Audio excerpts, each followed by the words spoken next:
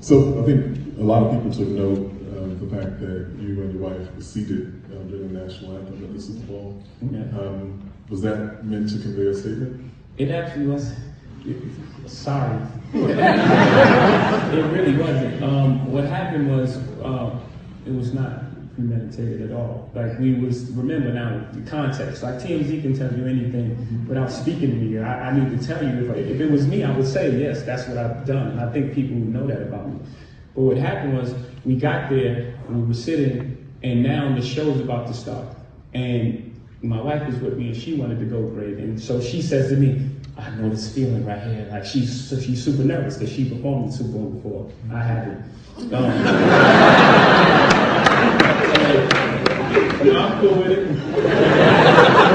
And then, so we get there and we immediately jump into artist mode. So now we're looking, I'm like, did I tell you Yolanda Adams performing? And you know, I got the choir from Miami. You know, we want everyone to be involved in this, and they're the ones and all that. I'm telling them, we're talking.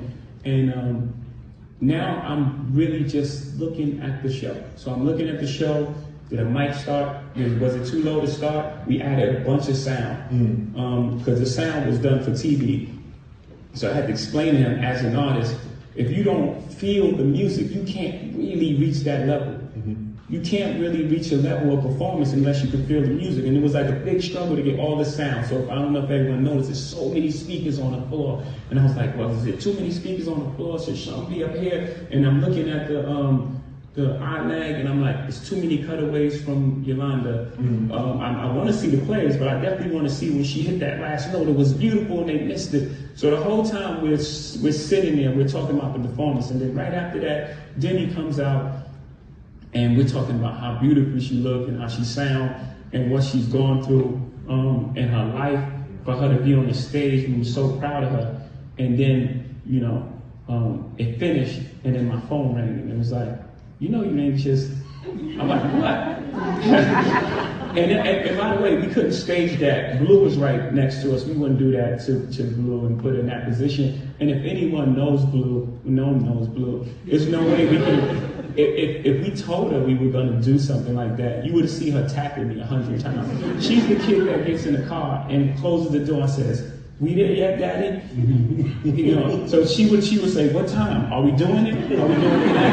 Are we doing it now? It's 7:05, Daddy. Are we doing it now? 7:06." She got not a retainer. It's like a thing that like widens your smile. What's the thing?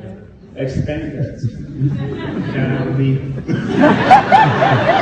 She get an expander, and I took her to the dentist. Shout out Dr. Sammy.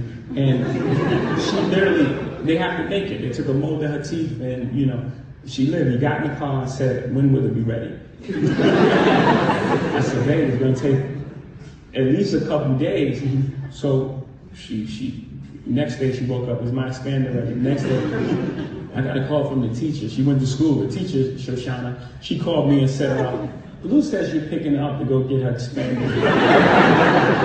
And that's my kid. So there's no way we can plan that with her. If you look at the video, you will see that it's just a thing. And the seats were high. It just was like it just happened. And if it was something that we were making the loudest thing, I didn't have to make a silent protest. You know, if you look at the stage, the artists that we chose, look at Colombian Shaq and Puerto Rican J-Lo, we were making the loudest stands, and we had both from Jean, a commercial running social injustice at the Super Bowl. We were making the biggest, loudest protest of all. I didn't have to, given the context, I didn't have to make a silent protest.